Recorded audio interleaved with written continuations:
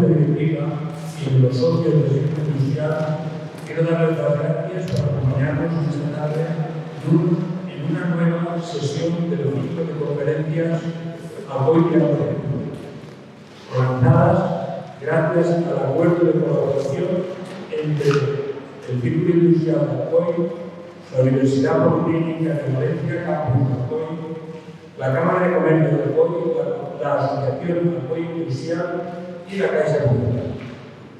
Contamos también con el apoyo de la Diputación Provincial de Alicante, el periódico El Nostre y Radio. Sin duda, uno de los hitos de la humanidad, junto al descubrimiento de América, fue la primera vuelta al mundo completada por Juan Sebastián Elcano en 1523, y sobre la que versará la conferencia y impartirá a continuación el comandante naval Alicante, el capitán de navío, don Joaquín Vergara Jiménez, representante institucional de la Armada en la provincia de Alicante.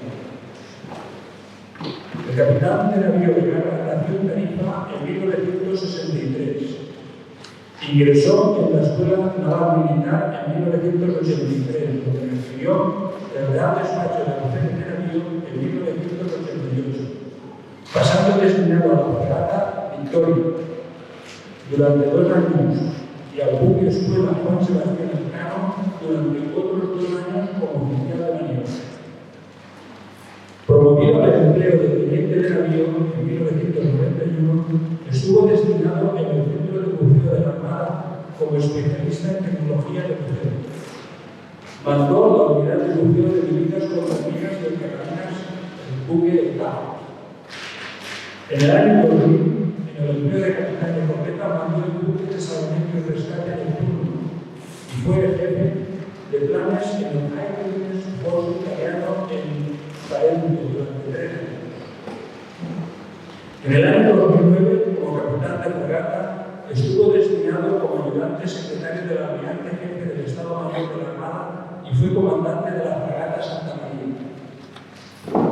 En el año 2015 asciende a capitán de navío, habiendo estado destinado durante este empleo en el mando de operaciones del Estado Mayor de la Defensa, mandando el Centro de Buceo de la Armada y como jefe del órgano de dirección de la Dirección de Sostenimiento de la Armada.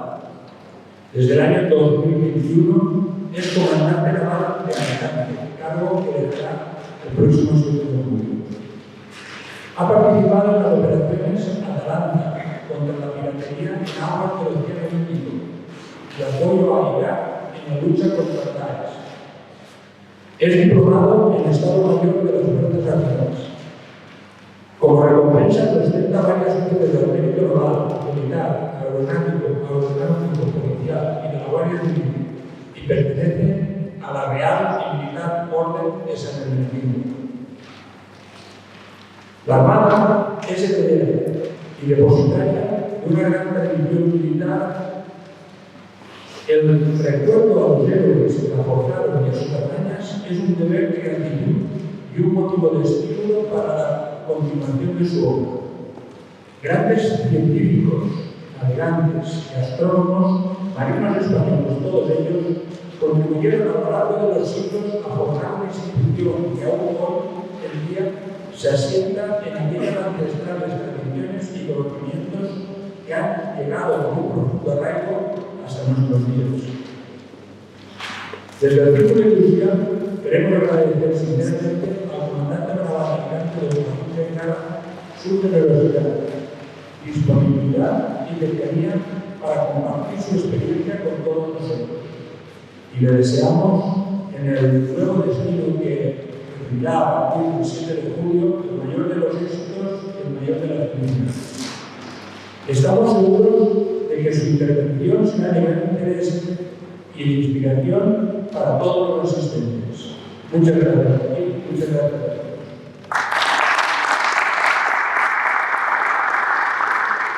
Buenas tardes a todos también, por mi parte, y agradecer su presencia, pues como ya siempre digo antes de que intervenciones y todos los que asisten, todo esto caracteriza en este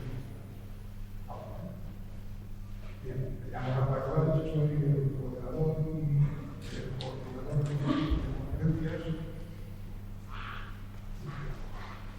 también creado el efecto industrial. Y como tal, he lanzado invitaciones a las personas y entidades que a continuación voy a enumerar, que son las siguientes.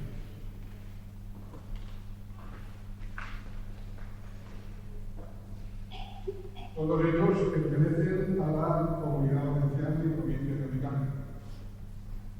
Ayuntamientos, asociaciones de empresarios, asociaciones de ciudadanos, universidades, empresarios, Generalitat Valenciana y Diputación de Alicante.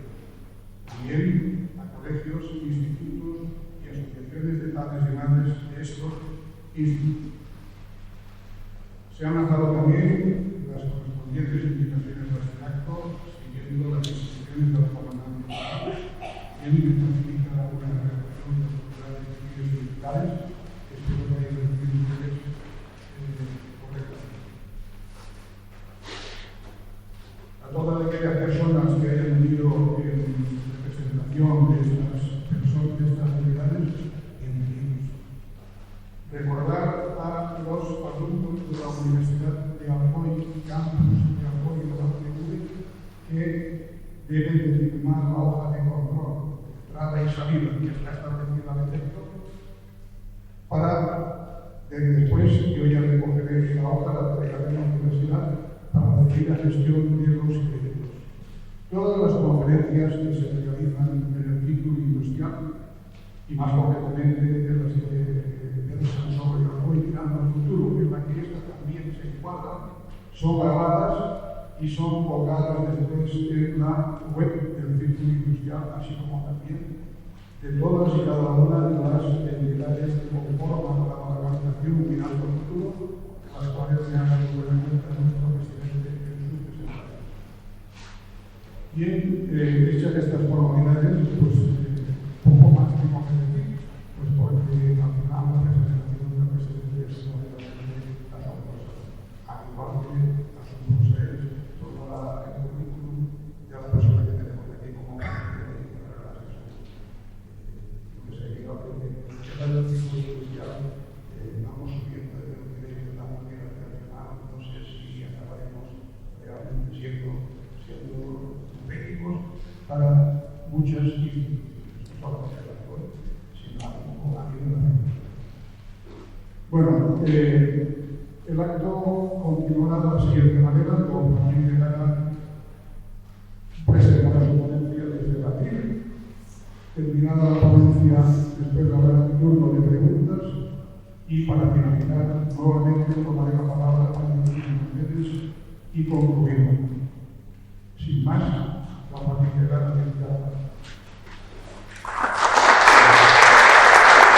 Vamos a dividir la charla, la conferencia, como queramos llamarla, en dos partes. Una va a ser la primera circunnavegación, parte histórica, para conocer un poco el detalle, cómo se fraguó esta gesta de la primera vuelta al mundo, iniciada por Magallanes y completada por Juan Sebastián Elcano, y después, que quizás sea un poco lo que más les traiga aquí, pero no sé si tiene tanta importancia, sea el buque escuela Juan Sebastián Elcano. Está de moda ahora por el embarque de nuestra princesa.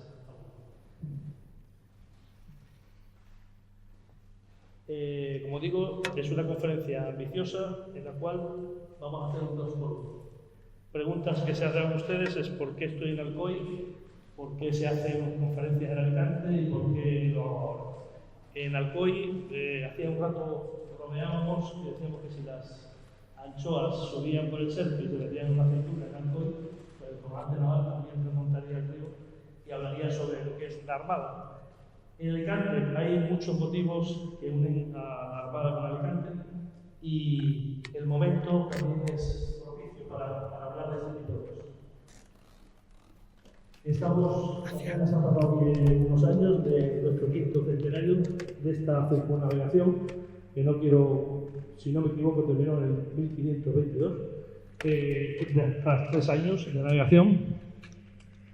Hace poco hablamos también de Jorge Juan Santacilia, un alicantino astrónomo que hablaba antes de un científico. Bueno, no solamente tenemos navegantes, guerreros, pues tenemos también científicos y justamente en esta tierra se hace muy poco se hizo el 250 aniversario y seguimos con él porque, bueno, es alicantino. Y por si fuera poco, en cuestión de 2 años escasamente, se cumplirán 100 años del buque escuela Juan Sebastián del Cano. No hay muchos barcos que estén navegando como está él, con 100 años en sus varengas o en sus costillas, por así decirlo. Antes de empezar con la conferencia, me agarro a la tradición y antes de zarpar, los marinos se encomendaban al Espíritu Santo. Entonces había una oración del piloto que decía eso de: larga trinquete en nombre de la Santísima Trinidad, Padre, Hijo y Espíritu Santo, 3 personas y un solo Dios verdadero, que sea con nosotros y nos guarde, que acompañe y nos dé buen viaje a salvamento y nos lleve y vuelva a nuestras casas. Pues nada, nos vamos a meternos en el contexto histórico en el cual se produce esta primera vuelta al mundo. Tenemos Marco Polo, 1300, la Ruta de la Seda, y por esa Ruta de la Seda van llegando unas materias preciosas que supongo que conocerán, que son las especias. Vienen de unas islas lejanas, las Molucas o las islas de la especiería, pero llega el año 1453 y Mehmed II toma Constantinopla y se acaba ahí la Ruta de la Seda. Pero no así el afán de los europeos por esas, digamos, especias. Hay 2 potencias marítimas en ese momento, una Portugal y otra es Castilla y Aragón, y vemos cómo las dos, a través para no pelearse mucho, a través del Tratado de Alcazobas, anterior a Tordesillas, pues se dividen un poco la zona de influencia.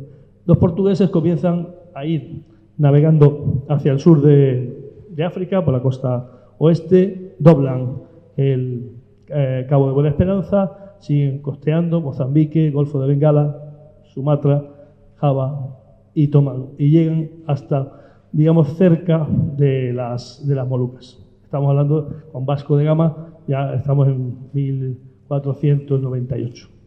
Previamente nosotros habíamos hecho lo mismo. Habíamos mandado a Cristóbal Colón en el otro sentido a buscar la especiería. No nos olvidemos. Hemos dicho que se descubrió América, pero Colón iba a por las especias. Se chocó con América, lo cual, digamos que fue un primer intento fallido de llegar, pero nos dio paso a seguir buscando.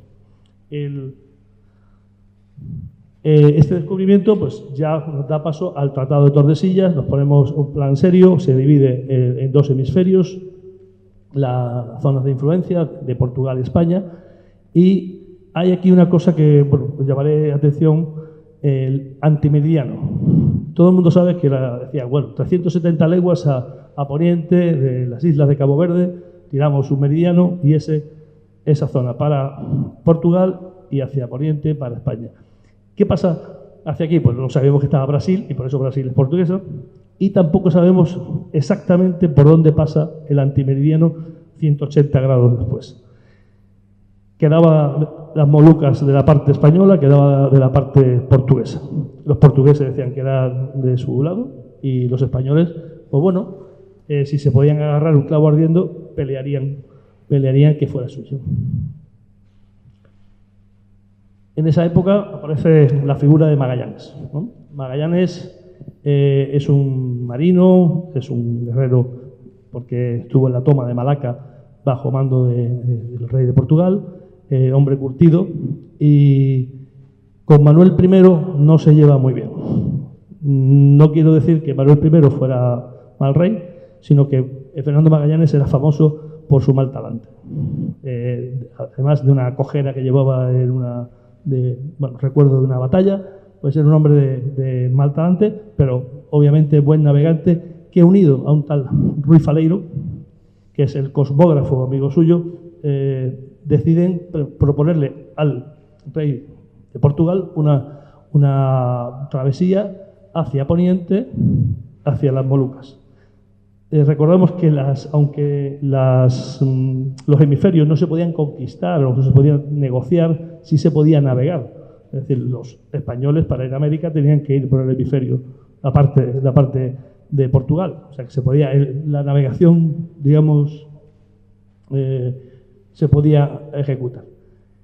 Manuel I estaba un poco, creo que harto ya de Fernando Magallanes y le dijo que no quería tocarle las narices al rey español, no quería tampoco que se abriese otro campo porque ya ellos tenían el monopolio de las especies, ya habían llegado, ya tenían incluso a alguien ya en las Molucas, en Ternate, ya tenían una oficina abierta de las 5 grandes islas, ya tenían allí enlace.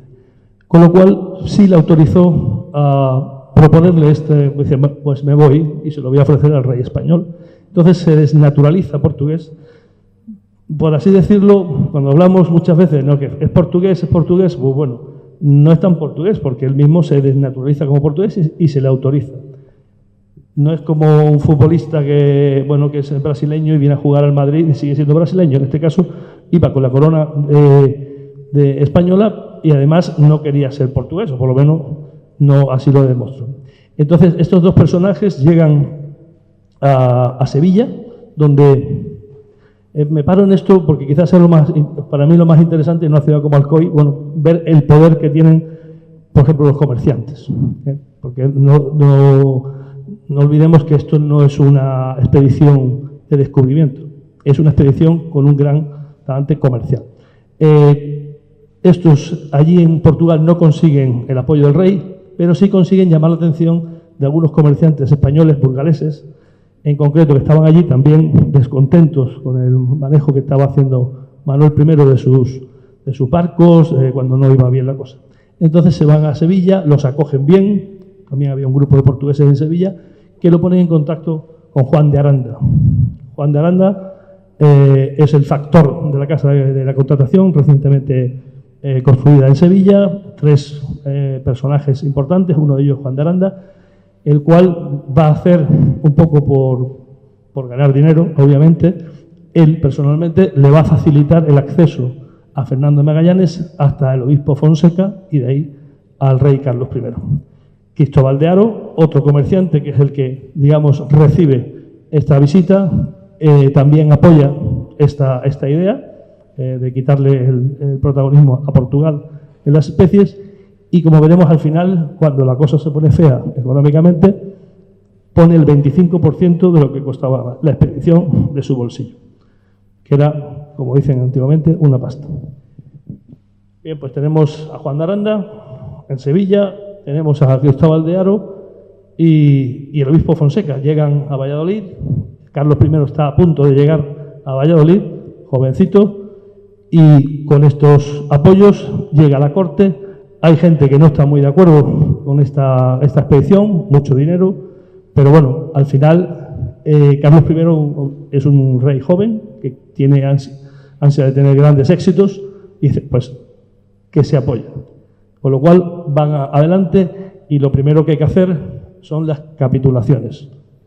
Por así decirlo, el rey capitula en sus derechos y le da unos derechos a los que van a hacer esta expedición, a los que se van a jugar un poco la piel, y entre ellas había, la Orden de Santiago, el nombramiento de una pensión vitalicia. Se habla de que si descubren varias islas, una se la puede quedar. Cosas que se van quedando ahí firmadas, pero que influyen luego a la hora del comportamiento más adelante durante la expedición. Se tarda un poco en alistar la flota, que veremos que son 5 barcos.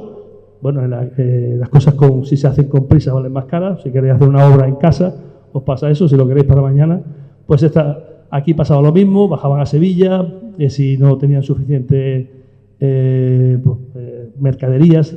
Hay que tener en cuenta que, además de preparar unos barcos que fueran robustos para ir a lo desconocido, o sea, no vale para ir a Canarias, es que no sabían dónde iban. Después había que llenarlo de mercaderías para poder comprar ese clavo, esas especies, una vez que llegaran. Si no, con dinero no iban a hacer nada. Todo esto mezclado con una indisposición del obispo Fonseca, que tenía que firmar papeles, se va retrasando. Eso lleva también a un pequeño problema, que es que Portugal piensa que esto lo iban a desechar los españoles, ya comienza a preparar una armada para frenar esto. cosa que también le preocupa a Fernando de Magallanes. Se nombran, bueno, aquí lo que decíamos, ¿por qué Carlos I agarra la idea de Magallanes? Porque le convencen, mediante una serie de cálculos, no sé si queriendo o sin querer, o equivocados a la intención, que el Maluco, como le llamaban, estaba en la parte española. Luego veremos que puede ser que estuviesen simplemente equivocados a la hora de hacer los cálculos. Pero bueno, que había la posibilidad, había una duda razonable, y había que estar allí y después disputarle a Manuel I ¿Por qué digo que hay una duda razonable? Saltamos un poco 2000 años para atrás y vemos, la pregunta es ¿cuánto mide la Tierra?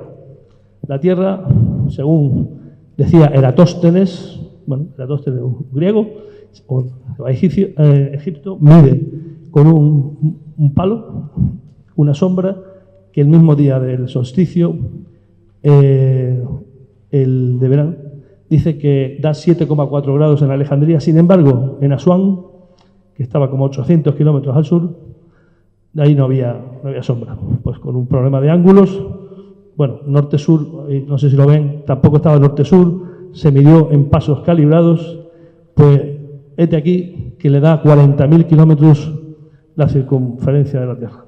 ¿Vale? Obviamente todo el mundo dirá, este hombre estaba equivocado. Pues todo el mundo no, pero sin embargo hay otro señor, un tal Posidonio, que hace estos mismos cálculos con rodas y demás, una estrella Canopus que sube 7 grados y algo, y en otros sitios no se ve. Llega casi a la misma conclusión, pero después hace unas correcciones que yo no me las sé muy bien y baja a 29.000 kilómetros. 29.000 kilómetros, la Tierra más pequeñita. La cosa quedaría ahí, a no ser que Ptolomeo, el gran Ptolomeo, coge este dato y lo mantiene hasta el siglo XV. ¿Qué datos cogieron nuestros navegantes? 29.000 kilómetros. Se pueden pensar el problema. Cuando Colón va a Zipango, cuando llega a América, dice, esto ya estamos aquí. Y cuando Magallanes llegue al Pacífico, dirá, ya estamos aquí. Gran error de 11.000 kilómetros. Así que, hechos los preparativos, se preparan 5 naos, realmente 4 naos y una carabela. Si me permiten la broma, son 3 chicas y 2 chicos, la Vicky, la Trini y la Conchi. Y estos 5 barcos, uno de ellos, la San Antonio, es una carabela más ligera, menos pesada, carga menos, pero la llevan siempre de avanzadilla para no meterse en aguas someras o que pueda dañar a los barcos grandes. Veremos datos de estas. Datos importantes, pues que la Trinidad es donde va Fernando de Magallanes, la San Antonio es la que más carga. Ojo, 2 víveres van ahí. La Concepción con Gaspar de Quesada es donde va el cano de Maestre. Aquí aparece Juan Sebastián del Cano. Y la Victoria, o Luis de Mendoza, que será la que complete, ya hago un poquito de spoiler, la que vuelva complete la vuelta al mundo. Y la Santiago, que decíamos, en una carabela, como ven, es la más pequeñita. Como ven, hay de todas las nacionalidades, mayoría de España, Portugal e Italia. ¿Y con qué él se carga? Pues víveres, principalmente el bizcocho, que es un pan recocido, y vino. Aunque nuestro amigo Poveda dice, le gustaría que fuese vino de Fondillón, me parece que es vino de Jerez, porque les cogía al lado. Pocas armas, expedición muy mercantil, las justas, y mucha mercancía para trueque. Pensaban venir cargados de clavo. Dotación 240 hombres. Esto, cuanto más se lee, es más complejo de decir si sí o si no, porque uno desertó antes de salir, metieron a 2 en San Lucas de Barrameda, después embarcaron a un chaval cuando pasaron por Brasil. Por ahí va la cosa. Digo hombres porque siempre, entonces solamente navegaban en estas expediciones hombres. Eran después cuando las señoras embarcaban para repoblar y demás. Aunque comentábamos que hace poco leía a un historiador que decía que había entre la dotación una esclava que venía de Malasia. Era una malaya que fue una de las que entendía la lengua cuando dieron la vuelta, cuando ya estaban en la parte de Asia. No hemos hablado del Cano. El Cano, marino de Guetaria, ya aparece aquí, ha vendido su barco para pagar, por ejemplo, vende el barco para pagar a sus marineros, porque el rey no le ha pagado sus servicios durante una serie de contiendas. Vender un barco a extranjeros era delito. Aunque el rey no lo supo hasta que él se lo dijo, él ya estaba un poco en peligro, con lo cual estaba como loco en embarcarse en una expedición y quitarse de en medio. Bueno, esto es un poquito novelado porque todo esto no está todo escrito. Abro un paréntesis. ¿Cómo sabemos toda esta historia? Porque había un italiano, tal Pigafetta, Antonio el Lombardo, porque era Lombardía, que fue escribiendo un diario. Ese diario se pierde, se recupera, no es completo y sobre todo diría yo que es un poco sesgado. Pigafetta, muy partidario de Magallanes. Una vez que muere Magallanes, bueno, el Cano casi que no aparece. Eso que fue con el que vino de vuelta a España.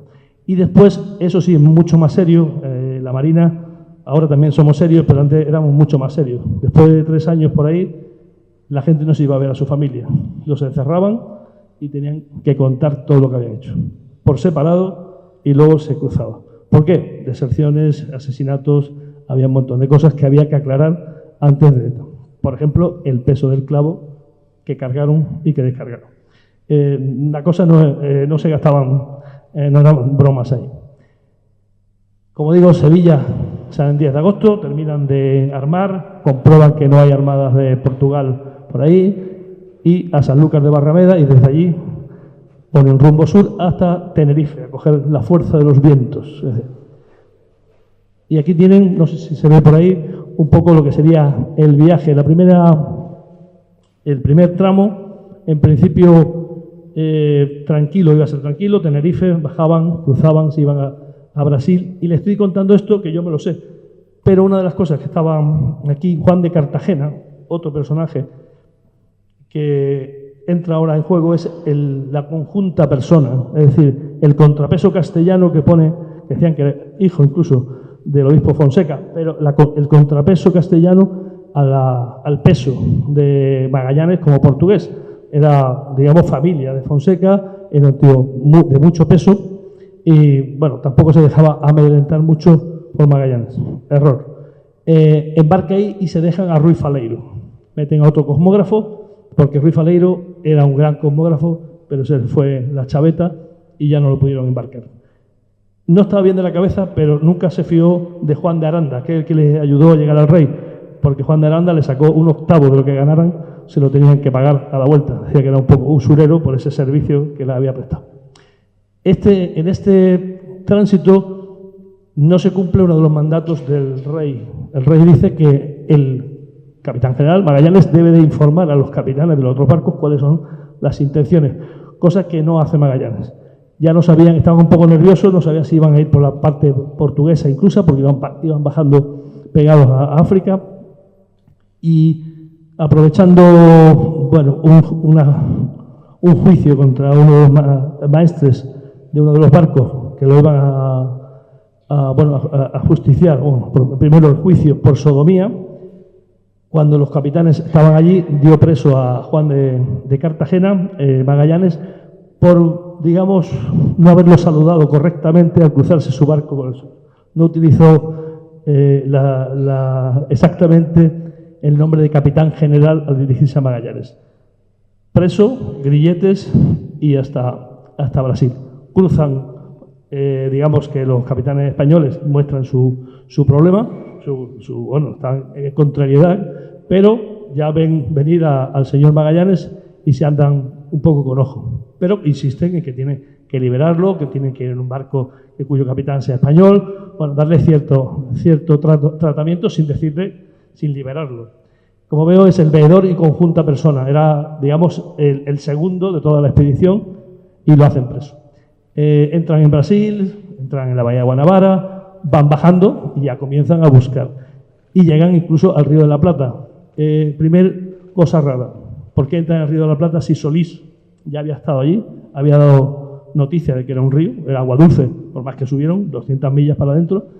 Bueno, si siguen más, les pasa como a Solís, que se lo comieron los indios. O sea, se dieron la vuelta y siguieron bajando.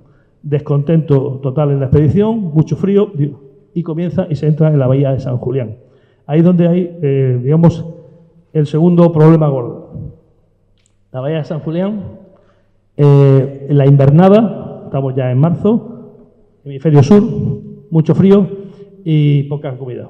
Alguna foca que otra y poca cosa más. Entonces, hay Juan de Cartagena se amotina, lo liberan y se amotina con 2 comandantes más de barcos españoles y solamente le piden a Magallanes, teóricamente, que le diga cuál era el plan y que se piense seguir para abajo, porque ya llevaban bastante tiempo.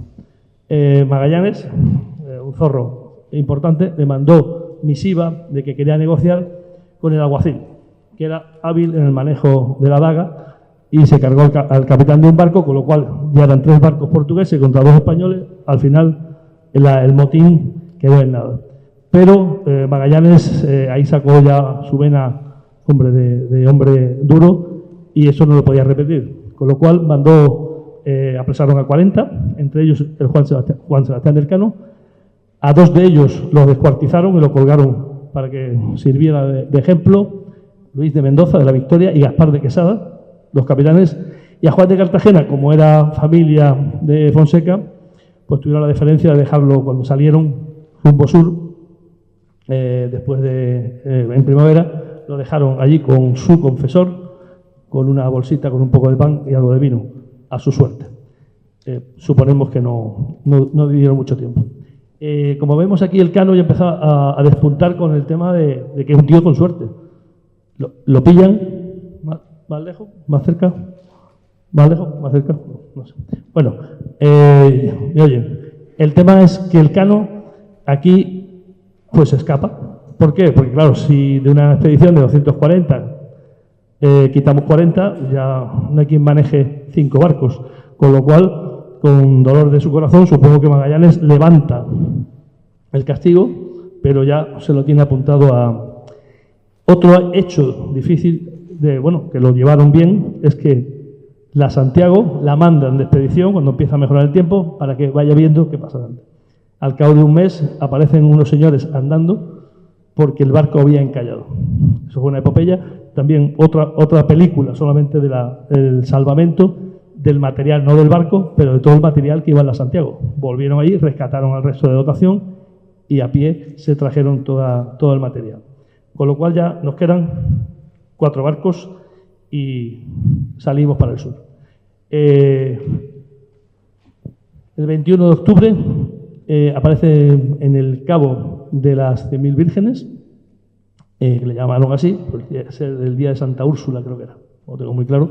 Aparecen ahí en ese cabo, que parece que es un entrante, y comienzan a hacer sus maniobras para ir. Los barcos iban, uno hacía una descubierta, volvía, aquí sí hay agua, aquí no hay agua. Cruzar el canal de Magallanes, que se llamaría después, o de Todos los Santos, es complicado porque hay mucha profundidad, no se puede fondear, grandes corrientes, incluso ahora a motor es complicado. Así que en ese, ahora voy yo, ahora vienes tú, poco a poco, de repente hay un barco que no vuelve. La San Antonio, que habíamos visto antes que era la más grande, la que tenía los víveres y demás, decide apresa al capitán portugués y se da la vuelta porque dicen que aquello no pinta bien. La excusa para que, obviamente, no lo ajusticien allí cuando vuelven es que fueron a buscar a Juan de Cartagena, que como lo habían dejado ahí, era familia del obispo, bueno, quizás por eso se salvaron y el capitán siguió trabajando para el rey. Ya quedan 3 barcos. Curiosamente, los 3 barcos con nombre de mujer. Así que en cuestión de un mes más o menos, después de probar muchos caminos, aparecen en el Cabo Deseado, 27 de noviembre, y llegan a un mar bonancible, con lo cual le cambiaron el Mar del Sur, que le llamaba, ¿no? Pues ahora le ponen el nombre de Pacífico, por ser, entran en la corriente de vientos, van buscando un poco hacia el norte, y aquí ya hay un segundo error, digamos, de parte de Magallanes, que quizás tiene que ver con este fallo de medición de la circunferencia de la Tierra. no hacen agua, no hacen víveres, que ya llevan un tiempo desde que salieron de la bahía de San Julián y deciden cruzar. Claro, si les quedan 1000 millas, eso está hecho. Si le quedan 10.000, ya no está hecho. Entonces, pues comienzan a navegar, no tienen mala mar, pero aparece lo que es el escorbuto. No lo conocían hasta entonces, pero ahí, cuando pasan ya 2 meses navegando, ya tenemos el problema del escorbuto, falta de vitamina C, se te caen los dientes. Claro, yo pensaba, se te caen los dientes, no pasa nada. Bueno, no pasa nada si lo que te tienes que comer es una rata o un cacho de cuero, pues sí, necesitas dientes. Y después, porque lo mismo que te pasa en los dientes, te pasa en los intestinos, con lo cual te desangras. Así que el escorbuto es una cosa para tomar en serio. Sea como fuere, fueron cayendo, como decía, se pagaban 2 ducados de plata por una rata y cosas así. Bueno, fueron las peores. Yo os adelanto que esto no fue lo peor, después tuvieron más. Llegaron poco a poco hasta las Islas Marianas, o también la isla de los ladrones. La isla de los ladrones, que aunque dicen es que eran los ladrones, estaba habitada, cogieron víveres, pero claro, los víveres se los llevaban los nativos, pero claro, no le daban nada a cambio, con lo cual los nativos se llevaban una barca. O sea, realmente no eran ladrones, simplemente el trueque se lo hacían ellos a su manera. Con lo cual se fueron rápidamente, pero ya sabían que poco a poco habría más islas habitadas, porque le avisaban que más adelante, hacia Poniente, sí lo había. La isla de Guam. Ahí, bueno, puse lo de Ptolomeo, pues bueno, pues efectivamente yo creo, no sé si esto pinta, bueno, por ahí veríamos que por la mitad del Pacífico ellos pensaban que habían llegado ya a Zipango, pues les quedó bastante. Pero la cosa no fue mal del todo y poco a poco llegaron a las Islas Filipinas. Primera, bueno, esto es una duda que yo tenía, porque los marinos sabemos que en esa época la longitud se medía mal, pero la latitud no. Y nuestro amigo Magallanes sabía en qué latitud estaban las Molucas, porque si no había estado él, había estado su amigo Serrano. ¿Por qué aparecen como 10 grados más al norte? Bueno, supongo porque le llevó el viento hasta allí, o no. No lo tengo yo muy claro. A ver si es que ya sabía que estaban en zona portuguesa y no querían mucho lío. O sea, entraron en una primera isla, Homobón, de ahí pasan a Bazaguán y llegan a Cebú, que era la isla, digamos, principal de lo que fue posteriormente las Filipinas. Cebú, hay un rajá, digamos, un señor de todas las islas alrededor, y lo primero que se dan cuenta es que estos señores hablan una lengua muy rara, pero que el esclavo que llevaba Magallanes, que lo había comprado en Malaca, por eso se llama Enrique de Malaca, aunque algunos se llaman Enrique de Cebú, después posteriormente, porque claro, llegó ahí y entendía la lengua. Con lo cual ya empezamos con las películas. ¿Quién fue el primero en dar la vuelta al mundo? ¿Magallanes, Enrique de Malaca o Elcano? Yo entiendo que es Elcano. Pero bueno, porque lo hizo seguido. Este posiblemente lo hiciera en dos tramos. En Cebú se hace amigo que es lo que tenía que hacer, según el mandato del rey, se hace amigo del Rajá, Homobón, que se llamaba Homobón, y se convierte al cristianismo. De ahí viene la cultura cristiana en Asia y el niño de Cebú, una entrega de una imagen que se hizo a la primera mujer del Rajá.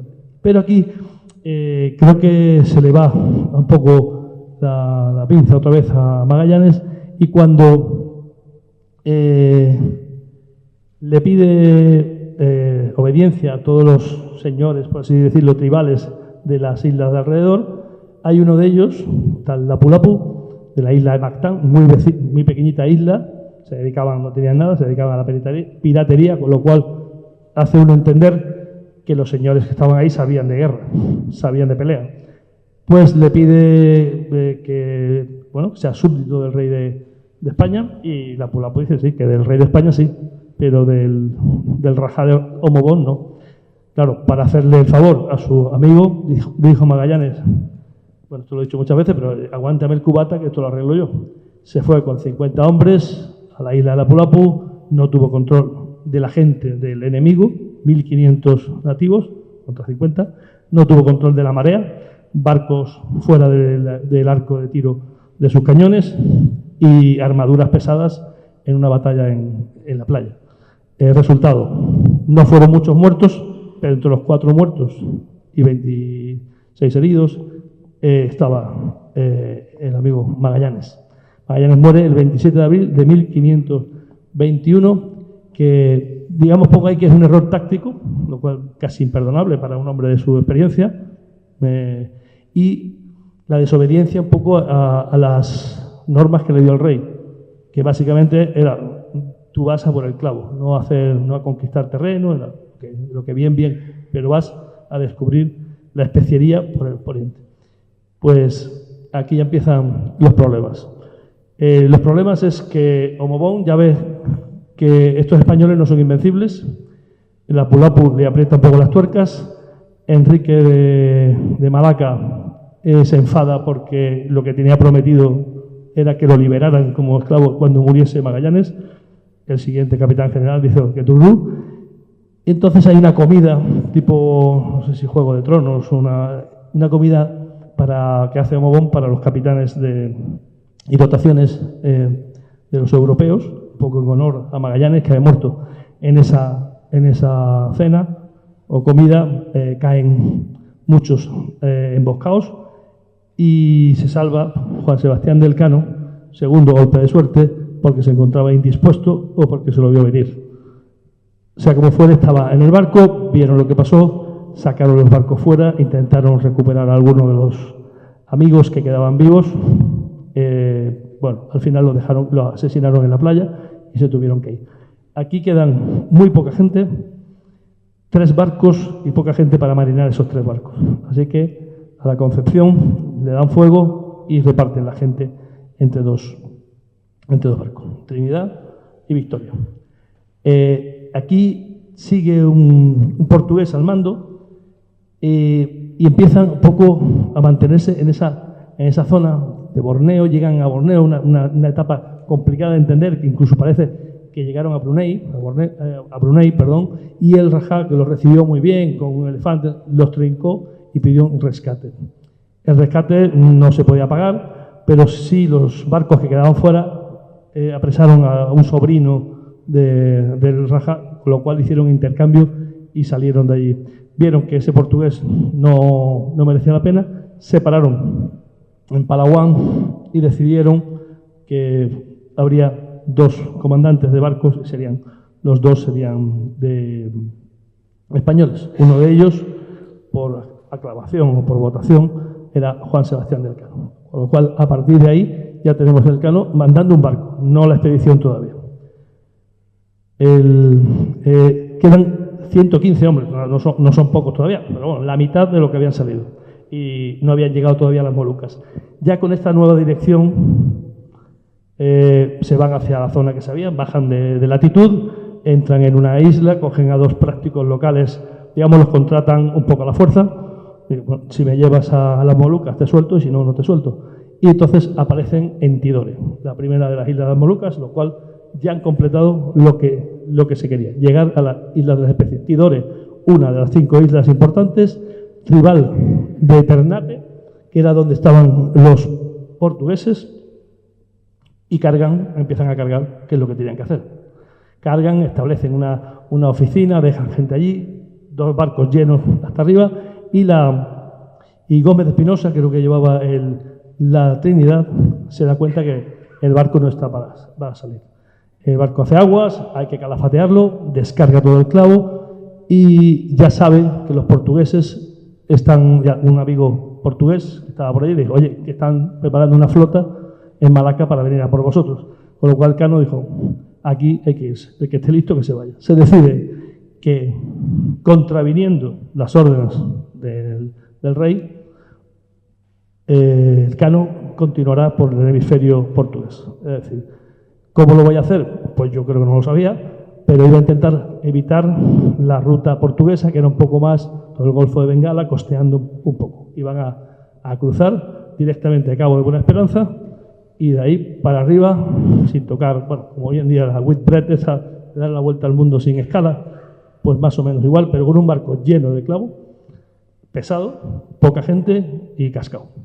La cosa más o menos estaba bien pensada. Sin embargo, Gómez de Espinosa, el capitán general de la expedición, decide que una vez que calafatee el barco, lo carga de nuevo e intentará una cosa que tardarán después 60 años más o 50 años más en conseguir, que es el tornaviaje. No sé si le suena. Después Urdaneta, 60 años después, consigue, pues igual que Colón, desde América, de Cuba, sigue por el norte y coge la corriente del Golfo y aparece en España, por el norte de España. Pues algo así dijo, esto aquí tiene que haber algo igual, y lo hay.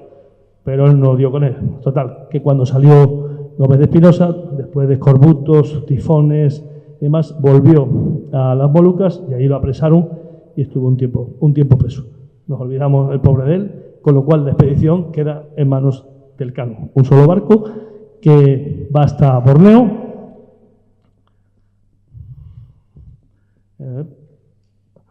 Bueno, esta imagen había que ponerla porque es un cuadro de Dalmau en el cual se ve la Trinidad como despide a la Victoria. Pues fijaros, no se iban a ver más. Ellos se lo imaginaban, yo creo que sí. El Cano, como digo, muy atrevido, un poco atrevido, porque, un poco para hacernos una idea, estas son las corrientes en la parte sur, hemisferio sur, y vemos que toda la zona del South Indian va en contra, va contra el viento, contra la corriente.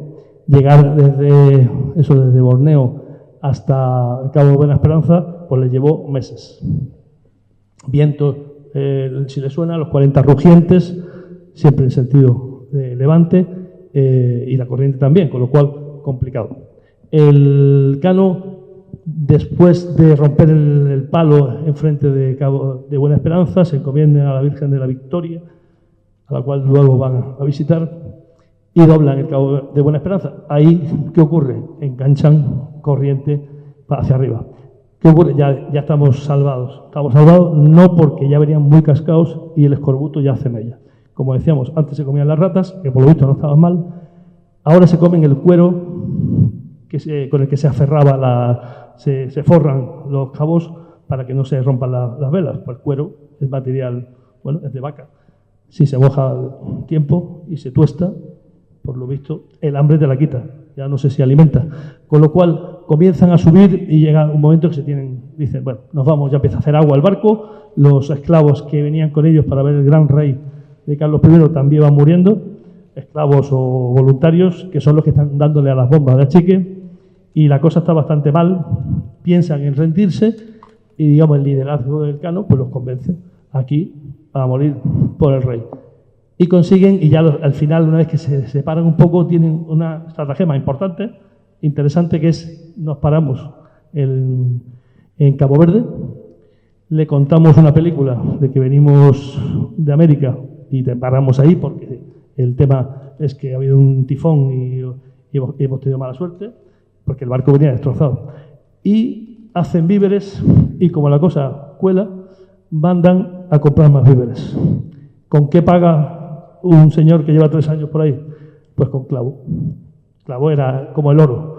Y si no hubiese sido porque el que estaba comprando sabía que el clavo no venía de América, hubiese entrado. Apresaron a los que estaban en tierra, los que estaban en el barco estaban alertados, se dieron a la fuga y dejaron allí unos cuantos con la promesa de ir a por ellos. Ya adelanto que efectivamente después el rey pagó el rescate de ellos. Con lo cual, aquí, ¿qué hacen para evitar a la flota portuguesa que los persigue? Pues se van como para Canarias y de Canarias a las Azores para entrar efectivamente como si viniesen de... Eso también, con la prisa que tendría uno por llegar, jugártela a meterle 10 días más a la navegación, o fue algo osado, cuando menos. Llegaron a Sanlúcar bastante estropeados, le dieron víveres y enseguida subieron el río y lo primero que hicieron fue ir a Nuestra Señora de la Victoria, como habían prometido ahí en Cabo de Buena Esperanza. Aquí termina un poco la circunnavegación, que tiene consigo varias cosas que veremos. Uno, todos los continentes están unidos. El radio de la Tierra, Ptolomeo estaba equivocado. Las Molucas están así. Y traían. No, creí que era mío. Y digamos que es la primera circunnavegación. la primera globalización, porque son los españoles los que van a unir los cuatro. Dicen, bueno, ya se compraba las especies, pero nosotros metemos en medio el continente americano, con lo cual ya tenemos todo conectado, aparte de lo que se descubrió de islas y demás. Y ese paso de Magallanes que es muy importante. El Cano va a la corte, cuenta que ha completado toda la redondez de la Tierra, se da cuenta, como Willy Fogg, que le falta un día. Eso que decía, no, es que Willy Fogg se dio cuenta cuando dio la vuelta al mundo le faltaba un día. Pues al Cano también le faltaba un día cuando llegó, y se le dieron una serie de prebendas que no eran todas las que quisiera. Se le dio el escudo de armas que ven allá arriba con la nuez moscada, la canela. No lo hicieron caballero, hidalgo. Todo está muy bien, y además le regalaron un segundo viaje en la expedición de Loaiza, que tiene que, digamos, completar y volver allí a asentar sus reales en esas tierras que habíamos dicho que son las Filipinas. Ese segundo viaje, si el primero fue duro, el segundo todo el mundo pensaba que estaba superado. Eso estaba claro. Bueno, pues de los 6 barcos que salieron, solamente llegó uno, y el Cano, en el cruce del Pacífico, que ya lo conocía, fallece después de ser durante pocos días capitán general, que no lo era cuando salió. Loaiza, Fray Jofre Loaiza, fallece, y a los 2 días fallece él. Aquí hace testamento y un joven Urdaneta firma. Digo Urdaneta porque veremos luego lo del tornaviaje. ¿Qué es eso? ¿Por qué hablo de él? Porque Alicante está unida con el Cano por ese testamento, que dice que como él no podrá hacer la romería que le prometió a la Santa Faz, que de su dinero se pague a alguien que lo haga. Resumiendo, era un hombre serio, dijo que lleve tantos ducados y que traiga fe del prior de que se ha entregado. Creo que no se hizo, porque creo que esto se completó hace poco tiempo por parte de la Armada, traduciendo los ducados en pesetas. Ahí está, si alguien va a la Santa Faz, verán ese exvoto de la Victoria entrando a la derecha. Como digo, es en el 65, 1565, como 40 años y 45 años después, cuando se consigue, subiendo un poco más lo que hizo la Trinidad. Si hubiese aguantado un poco más, hubiese enganchado la corriente de Curosivo y hubiese llegado a Acapulco como llegó Urdaneta. Digamos que el Cano no se le reconoció hasta hace poco esta gesta, porque aquí Magallanes es el que, no hay que quitarle mérito, Magallanes es el que cruza ese estrecho y el que, digamos, manda la expedición y el que tiene la idea. Pero, sin embargo, el Cano tiene una serie de virtudes que por eso, digamos, lo reconocemos. Yo diría que es un gran marino, por supuesto, si no hubiese llegado ahí, y sobre todo debe ser un líder estupendo. Posiblemente no sea, para monja no iba, pero el hombre pudo liderar un grupo de gente desesperada para llevarlo hasta y cumplir lo que le mandó el rey. Aunque el rey, cuando vio la carga de clavo, pues dijo, bueno, te vamos a perdonar que hayas venido por donde yo no te dije que viniera. El clavo que se trajo pagó toda la expedición, que era mucho dinero. Pues cuando se vendió, pagó toda la expedición, se pagaron los marineros, las viudas y demás, y sobra un poco de dinero. O sea que había unas ganancias importantes con el tema del clavo. Y digo que se le preguntó a cada uno de ellos qué pasó en cada uno de los días, y lo que primero que hicieron fue pesar el clavo. Había un asiento, tantos 500 quintales, y dijo, aquí falta clavo. Y dijo uno, sacamos 3 quintales para pagar la comida en Cabo Verde. Muy bien, sigue faltando. Pues hubo que convencer a los de la casa de contratación que el clavo que se metió era verde, y poco a poco se fue secando. Los de la casa de contratación decían que no, que con la humedad lo que hacía era engordar. Bueno, sea como fuere, como ya vieron que sobraba dinero, lo perdonaron, pero fueron bastante inquisidores en ese sentido. El gran homenaje para el marino de Guetaria es que el buque escuela de la Armada Española lleve su nombre. Esto para mí es lo más importante. Realmente tenemos grandes marinos, grandes científicos, como hemos dicho, pero quizás el gran navegante podría ser Juan Sebastián Elcano, y por eso un barco de vela pues debería llevar ese nombre. Este es nuestro buque escuela. Lo primero, vamos casi bien. Esto lo ventilamos en poco tiempo. Lo primero que vamos a ver es que hay 2 formas de formar a nuestros oficiales. En la Armada Española se decidió durante tiempo que hubiese un barco que se dedicase exactamente a eso, no utilizar barcos de línea, barcos operativos para formarlos. Los ingleses posiblemente tengan otra forma de hacerlo. ¿Por qué? Porque, digamos, los barcos operativos no todos tienen el mismo ciclo, o entonces no tendríamos una formación homogénea, por ejemplo, o dedicada. De esta forma, sí. Entonces, poco a poco, barcos que iban quedando un poco en desuso se utilizaban como buques escuela. 4, Blanca, Almansa, Asturias y Nautilus se fueron sucediendo hasta que se dio de baja la Nautilus. Aquí había que decidir qué hacemos. Volvemos otra vez, se volvió durante un tiempo a utilizar los buques operativos como escuela, hasta que alguien dijo que en 1910 dijeron que no, que iban a coger el motovelero Minerva y lo iban a reconvertir en un buque escuela. Poco a poco dijeron, pues ya que estamos, pues hacemos un barco nuevo. Entonces se empezó a construir, o la idea de hacer un buque que se iba a llamar inicialmente Minerva, como el primero. El constructor, Echevarrieta, en la Hernaga de Cádiz, con el nombre ya vasco, pues pensó que había que poner el nombre de un vasco. ¿Cuál? Juan Sebastián del Cano.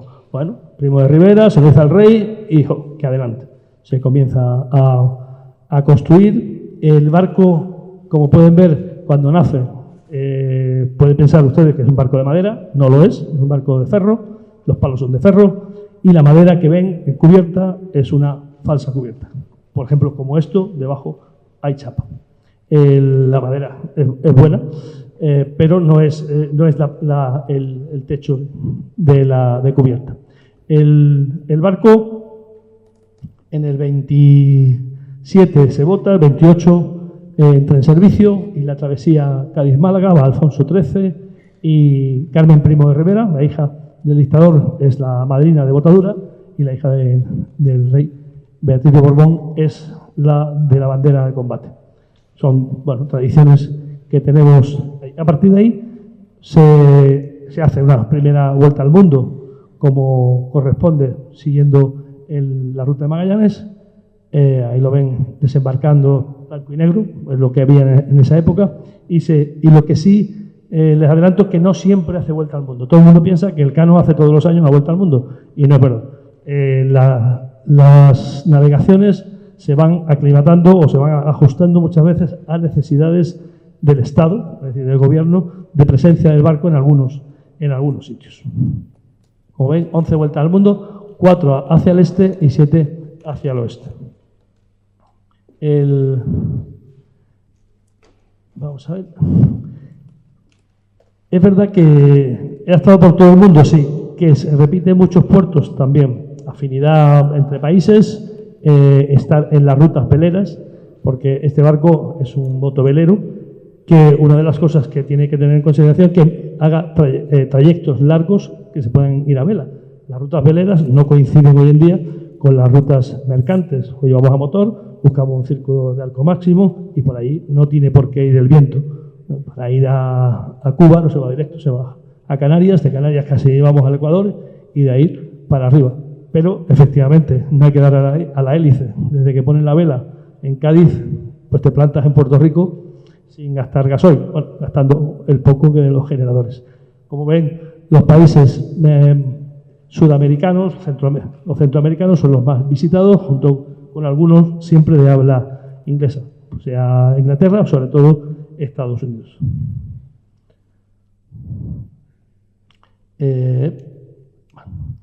Este es el 97 crucero de instrucción. Todos los años se planea se hacen 3, si no recuerdo mal, se hacen 3 borradores que se llevan al Ministerio, y el Ministerio lo hacemos en la Armada con unos criterios que son algunos puertos que nos fijan ya debe usted estar con el Cano en la salida de la Tall Ship que sea en Nueva York tal día. Pues eso se pone fijo, y luego se hacen rutas que permitan esas travesías largas que decimos a vela. La bajada hasta Salvador de Bahía, por ejemplo, es una, y la vuelta de Nueva York puede ser otra, y la subida del Callao a Panamá es otra. Como pongo ahí, definición del viaje, el Ministerio de Asuntos Exteriores tiene mucho que ver para esa presencia, Su Majestad el Rey va a presidir cualquier cosa y coincide que esté el barco. ¿Es coincidencia? No, se ha preparado 3 años antes o 2 años antes. Supongo le darían muchas vueltas porque entre los guardiamarinas tenemos a la Guardia Marina Borbón. Obviamente eso pues, habrá sido también un quebradero de cabeza para los que planearon el viaje de este año. La vida a bordo, que lo repasaremos como buque escuela, el barco, todos los barcos en general, pero este en particular es una ciudad. La ciudad que tiene de todo. En este caso tiene hasta una universidad, porque los guardiamarinas, aparte de su formación marinera, pues siguen con su formación académica, tanto naval como de ingeniero naval. El tema de, como digo, he puesto la foto de la princesa para que vean que eso es lo que hacemos todos. Hay que sacar una zodia, hay que subir a los palos, hay que hacer guardias y bueno, y eso es lo que hacemos todos. El barco, para dar un poco de detalle para los que les gustan los barcos, como digo, bergantín goleta, el aparejo es de bergantín goleta, tiene el primer palo cruzado, los demás son latinos, tiene 20 velas y 113 metros de eslora, pero contando desde el penol, desde la punta del bauprés, que no es un palo pequeño, un palo muy importante que aguanta toda la tensión de los velas. El puntal 50 metros, supongo que alguno pensará, esto es más alto que el Cuauhtémoc que se enganchó en el puente, bueno, más o menos están por ahí. Y lo que sí veréis, que es un barco relativamente pequeño, pero muy pesado, 3.700, casi 4.000 toneladas, porque tiene mucho lastre. Barcos de vela, el viento lo va a escorar mucho, siempre tenemos para aderezarlo o para mantenerlo más o menos aderezado, un buen lastre abajo. Suelen ser lingotes de plomo que de vez en cuando hay que sacar para carenar por dentro y ver que está la chapa bien.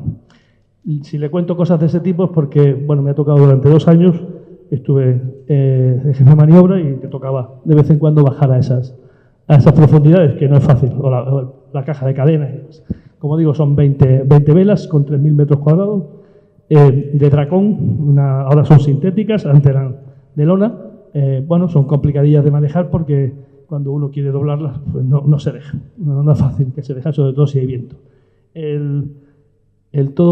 Con todo el aparejo es muy difícil verla porque tienes que tener un viento muy constante. Conforme vamos subiendo arriba las velas, pues hacen un par bastante grande. Entonces, con lo cual, de noche las velas altas se suelen quitar para evitar sustos, como los vientos pamperos frente a Argentina, que algún susto nos ha dado. ¿Se acuerdan de los 4 barcos que dijimos que eran previamente buques escuela de la Armada? Pues son los nombres de los 4 barcos que tienen los 4 palos que tiene el cano. Los 4 palos. Realmente hay un quinto, que es el bauprés. Pero bueno, los 4 palos principales de proa, popa, trinquete, mayor, proel, mayor, popel y mesana. Esos son los nombres marineros, pero le pusieron Blanca, Asturias, Manse, Nautilus, y les llama la atención, como hablábamos hace un rato, del palo de mesana, el de popa, que lo verán un poco engordado en la parte baja, porque lleva una camisa de refrigeración, porque es a su vez la chimenea del motor, de los motores, motor principal y motores auxiliares que generan la electricidad. La dotación, pues como la salida del cano, 248, 250, 230, ahora bajo, ahora subo, embarcan los médicos cuando hay un cruce del Atlántico, después desembarcan, más o menos es eso, una ciudad importante, mucha gente para un barco tan pequeño. Ahí es donde se empieza uno a formar como marino, a saber aguantar un poco la mala mar, trabajar distante de casa, a aguantar esa soledad, es una soledad de tu familia, pero realmente tienes a 200 compañeros al lado. Bueno, hay un término que a los marinos nos gusta, o lo conocemos, que es la mamparitis. Los mamparos son las paredes de los barcos y decimos que cuando llevamos mucho tiempo embarcados sufrimos de mamparitis porque los mamparos empiezan a engordar y a estrecharnos un poco, a ponernos nerviosos. Bueno, pues la única fórmula que yo aprendí en el cano es estar ocupado. Por eso se pasa mucho sueño en el cano, sobre todo de guardia marina, de oficial ya menos, pero de guardia marina siempre está ocupado. Maniobra, estudios, observaciones y día tras día. Cuando te das cuenta, han pasado las 4 bolsas de lavandería, que es como contábamos los tiempos. Cada semana hay una bolsa de lavandería. Bueno, cuando llevas 4, normalmente más de 4 bolsas de lavandería no había. Un salto a Hawái son 31 días, pues más o menos por ahí hacemos los saltos.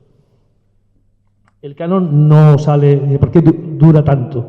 Porque dice por ahí que no le queda ni una chapa de la que pusieron en el año 27. Algo de madera de la cámara del comandante posiblemente sí, pero chapa no. Lo que era remachado, como el Titanic, ya está soldado y son chapa nueva. Está, como decíamos también antes, equipos nuevos, embarcaciones de rescate nuevas, casi todo es nuevo. Si no nuevo, se ha ido cambiando. No son del 27. Su sitio donde hace sus mantenimientos en el Arsenal de la Carraca, en San Fernando. Ahí entra a la finalización del viaje y sale en diciembre, a primeros de diciembre, a probar. Se prueba con la dotación y luego embarcan los guardiamarinas. Es decir, esos 248 es porque lleva su dotación, el barco lo tiene que manejar la dotación, y los guardiamarinas vienen de apoyo. Cosas que se pueden hacer durante el crucero de instrucción, como dar todo el aparejo a la vez. Pues cuando los guardiamarinas desembarcan, ya hay que dar el aparejo poco a poco. Desde cambiar las velas hasta hacer un sollado nuevo. Esto para el capitán de navío Moreno Susana, esto es el sollado de guardiamarinas. 2 años antes de esta navegación, pues se quitó todo y se volvió a hacer. Visto sin literas, es más ancho de lo que parece y menos profundo de lo que pensábamos. Pensábamos que allí había 100 metros, pues no. Pero sí es más ancho de lo que la manga es. Cuando estamos listos, realmente listos estamos en Canarias. Sale de Cádiz, embarcan los guardiamarinas, salimos y durante esa travesía primera vamos formando el equipo. Empiezan las navegaciones, a manejar, hay algún sustillo de que este cabo no estaba bien amarrado, se prueba todo. Llegamos a Canarias, se termina de ajustar lo que falta y ya el barco coge los alisios para cruzar el Atlántico y va bastante bien. Y empezamos la rutina. Los caballeros alumnos, que es como llamamos, y damas, pues se dedican a lo suyo, a estudiar, a observar, a hacer maniobras.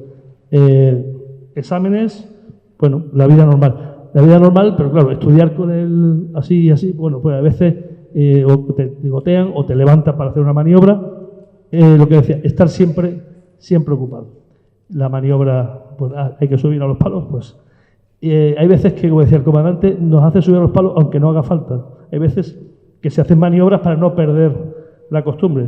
Como decíamos, si sales de Canarias, llegas a Puerto Rico no tienes ni que tocar las velas. Las colocas y llegas. Pero no se puede perder la costumbre. De vez en cuando, viradas un par de días a la semana, hay que hacer viradas para no perder la buena costumbre y que los caballeros no se aflojen. Entre todos esos estudios están las guardias de mar. Otra práctica, porque estamos formando oficiales para mandar barcos. Entonces, los mismos que están tirando de cabos están llevando la derrota o están llevando el barco desde el puente. Como decíamos, no hay momento del día para el asueto, quizás media hora. Gimnasia y después la dotación que hablábamos tiene que hacer que esto funcione. Para que los caballeros puedan estar estudiando, pues el barco tiene que funcionar y hay que los generadores tienen que hacer su trabajo, el peluquero tiene que pelarlos, el cocinero tiene que hacer comida todos los días para 248 y los lavanderos tienen que dejar los uniformes listos para cualquier evento. Trabajo complicado porque el espacio siempre es reducido.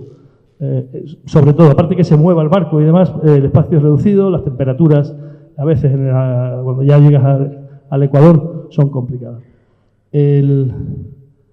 No sé si, quizás por decirlo, el barco está vivo las 24 horas del día. Es decir, que la gente cuando duerme hay una guardia que se encarga de que todo funcione bien. Y eso es una cosa que poco a poco se te mete en la cabeza, que es, te puedes dormir porque te fías del tío que está arriba. O sea, que es una cosa que al final lo tomamos como normal, porque nadie duda que al que hemos dejado en el puente sabe lo mismo que tú para llevar el barco.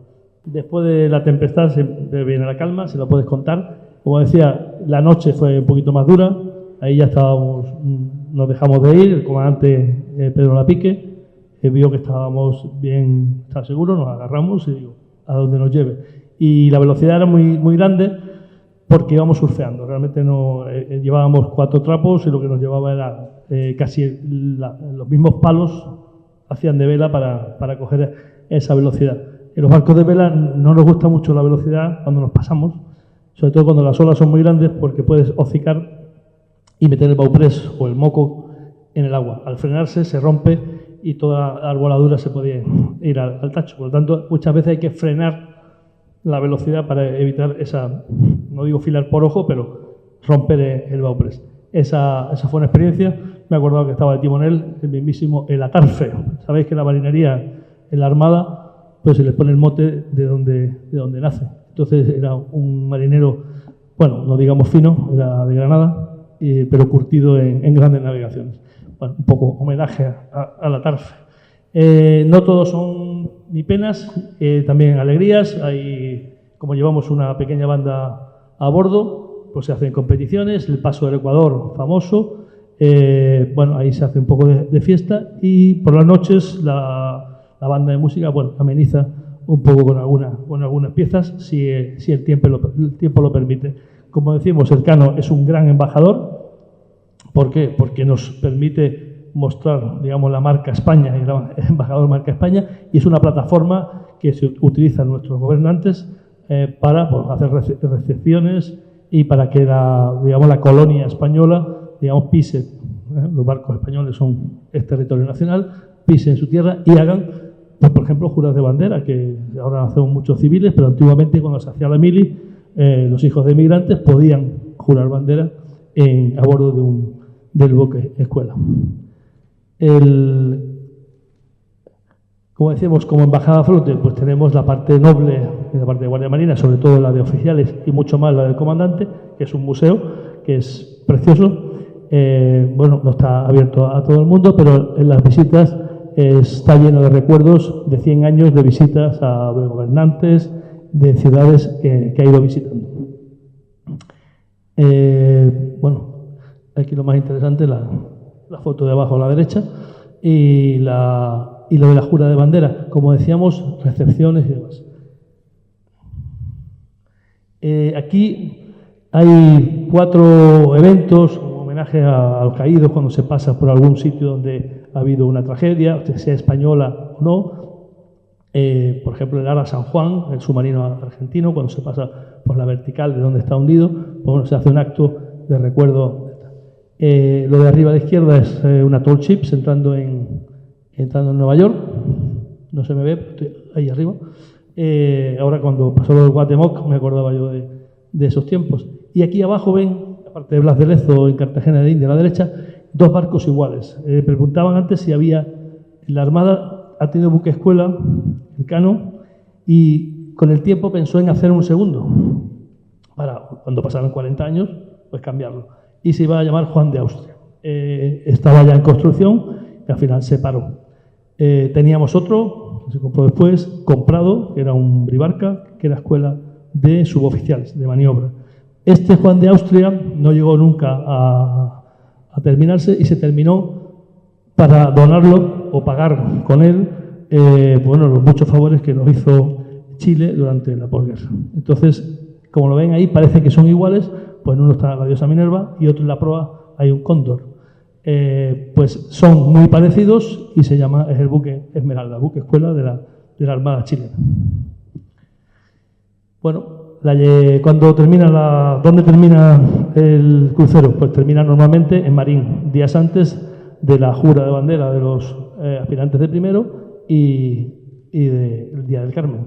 Después, desde Marín, baja hasta Cádiz y cierra el ciclo para empezar otro nuevo año. La verdad que la llegada a Marín es emocionante, pero sobre todo la llegada a Cádiz, cuando está la familia y tal, pues bueno, es mucho más. No tengo así, creo que ya mucho más que contarles, pues las preguntas, pues bueno, lo que quieran. Así que estoy dispuesto a contestar lo que quieran. Gracias. Bueno, poco más de que tengo que decir, aparte de lo que ya se ha explicado aquí por parte del comandante naval La verdad es que ha sido una conferencia preciosa en la que hemos disfrutado del pasado, del presente y del futuro de un buco escuela que representa más que un buco escuela, porque es toda una formación y una vida militar dentro de uno de los cuerpos militares que nosotros tenemos en España. Me preguntan, hombre, ¿y qué hace una charla militar dentro del ciclo de conferencias de Alcoy mirando al futuro? Pues muy sencillo. Aquí en el círculo industrial, pues lo que se pretende no solamente es dar nociones de economía, de finanzas, de jurídico, sino también hay otros terrenos que se deben de tocar, como en este caso en concreto es la segunda vez que viene un militar aquí. La primera vez fue el teniente general del aire, don Manuel Mestre, que también nos deleitó con una conferencia sobre la guerra de Ucrania, y ahora la verdad es que ha sido muy, muy, muy bonito. Yo siempre al finalizar hago unas breves conclusiones, como estoy haciendo ahora. Bueno, pues lo que se ensalza en realidad, que es lo que ha venido el ponente a decir, pues el que habla de economía se ensalza la economía, el que habla de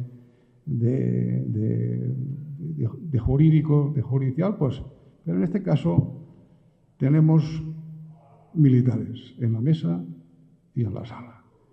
Y yo quiero hacer unas breves conclusiones ensalzando las bonanzas de la vida militar, si ustedes me lo permiten. Para ello me he tomado nota de unos apuntes y vienen a decir lo siguiente, espero no fallar. La satisfacción de ser militar es grande tanto como la lealtad que se le tiene a la nación. El militar vive con dedicación absoluta al servicio junto a una tropa, la que fundamentalmente se encuentra entregada a su profesión en cuerpo y alma. Es sumamente importante aclarar que un militar no solo sabe del uso de armas, sino que están especializados en diversas áreas que complementan la vida. Las Fuerzas Armadas son una profesión. Pensar en un retiro con honores es la mejor manera de pensar en darle fin al servicio, ser de utilidad a la patria soberana siempre durante los años que se están en las botas y el uniforme, con una mente y un cuerpo cultivado, una vida colmada de experiencias, de una profesión que se ejerce con pasión. En eso abundamos mucho nosotros aquí. Hay que buscar siempre algo que te apasione, porque realmente cuando encuentras algo que te apasione, prácticamente no trabajas nunca.